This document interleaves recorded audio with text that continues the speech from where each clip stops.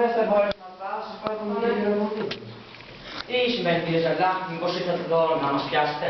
Είστε φίλος των Γερμανών κύριε, ένας χαμερός προλογότης. Σας παρακαλώ κύριε Λεωνίδα, σας παρακαλώ. Είμαι φίλος σας. Μπάρβα Λεωνάρδο. Δουλεύω κι εγώ για την πατρίδα, ξέρετε. Μόνο που οι δρόμοι μας είναι διαφορετικοί. Ο προδότης που ψάχνετε είναι ο αδερφός σας, ο κύριος Δημήτρης. Όμως είναι δυνατόν?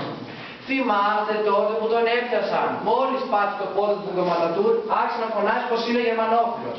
Και προτιμοποιήθηκε από μόνος του, χωρίς το σύμφωνο βέβαια, να δώσει όσες πληροφορίες του χρειαζόντουσαν. Αποκήρυξε και τον ίδιο του το γιο υπογράφοντας και αυτό εδώ το χαρτί.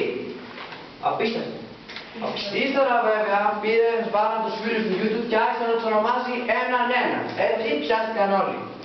Αυτό βέβαια έκανε και μεγάλη εντύπωση στους Γερμανούς που σκέφτεται που μιας και είναι και πολιτικό να τον κάνετε και υπουργό δημόσιας τάξης.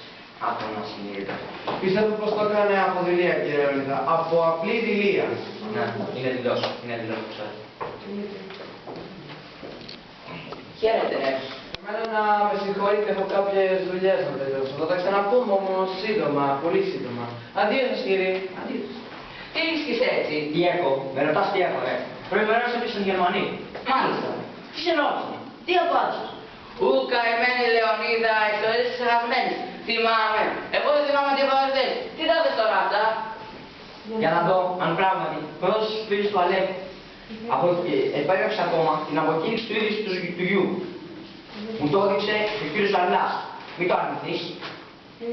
Μη μου φωνάζεις εμένα. Στο κάτω-κάτω, τι δείχνει αυτό το έγγραφο έξι, ναι.